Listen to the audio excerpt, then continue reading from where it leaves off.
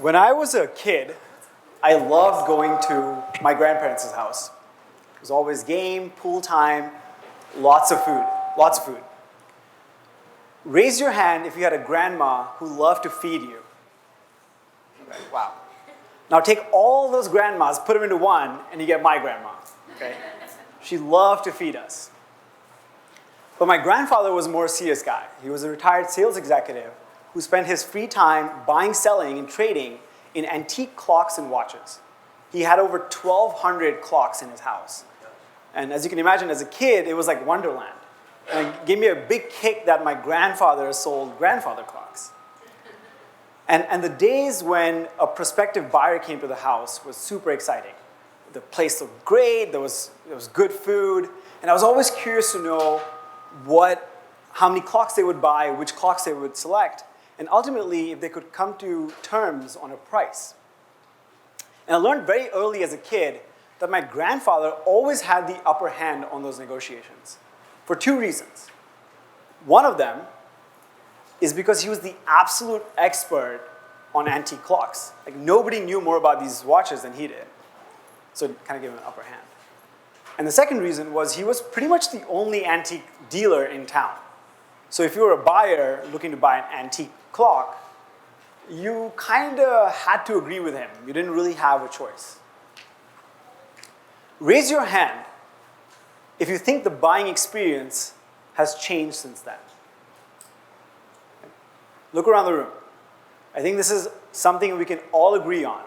If my grandfather was still selling clocks today, I think he would be very surprised at how much the sales experience has changed. Now, in my role at Gong, it's my responsibility to talk to VPs of sales and customer success and CROs and hear how they think this change has happened, what they're nervous about, and how we can help. It's like the highlight of my job. And some of the changes that we've seen over the past 10 years are pretty obvious.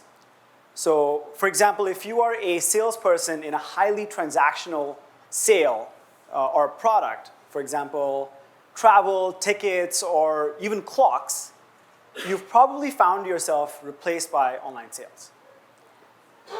Two is the mentality of the salesperson, and I know a lot of salespeople in the room, so I'm a little cautious here, has gone from being the hungry lone wolf who's out there hunting for the next deal to a more collaborative team player who's coordinating with his peers.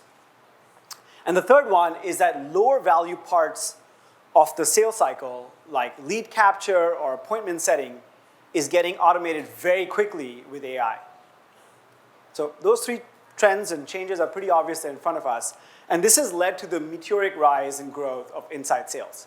Some estimates put it at growing 1,500% faster than outside or field sales. 1,500% faster.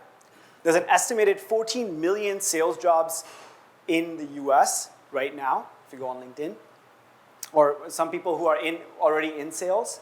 And that number is growing at 8-9% compared to outside sales, which is growing at 1.5-2%.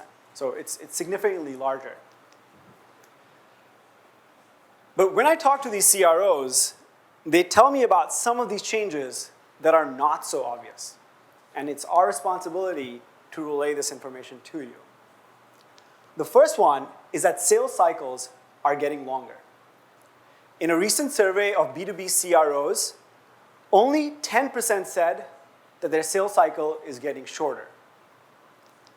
32% said their sales cycle is about the same.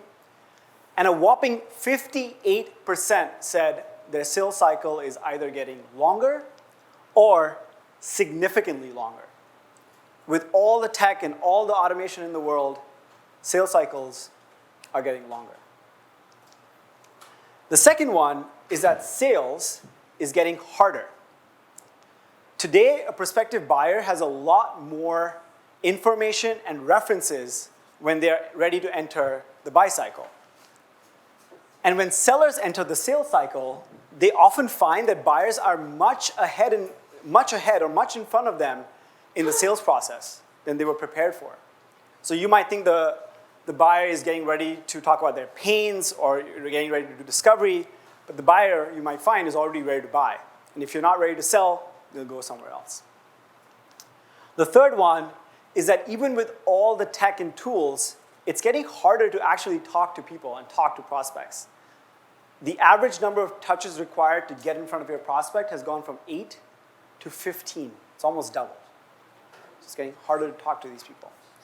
And last, kind of most upsettingly, is that B2B win rates are down and have been for the last 5 years, below 50%. And this trend has held for 5 years. By the way, you're not losing those deals to competitors. If that was the case, then the industry average wouldn't be going down.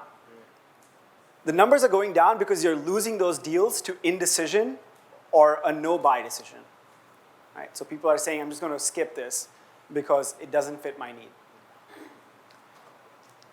And the last one is that the sales and revenue function as a whole is under pressure.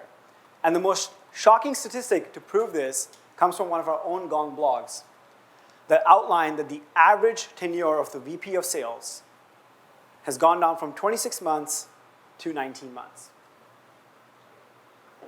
Why is that the case? It's absolutely in line with the average percentage of reps' quota attainment going down.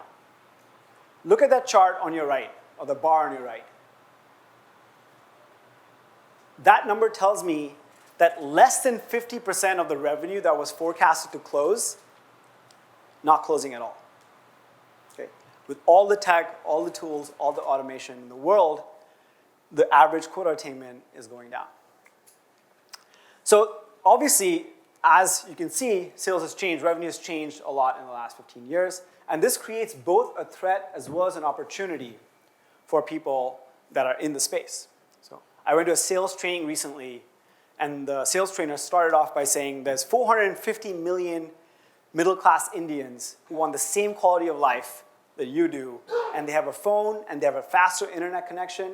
And today, if you have those two things, you can be selling or servicing customers from anywhere in the world. That could be a threat. It could be an opportunity, depending on how you look at it.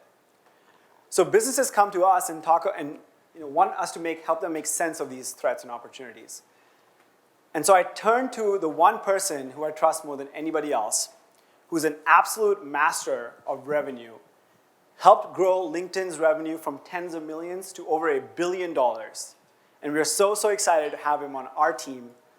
Please welcome our own CRO, Ryan Longfield.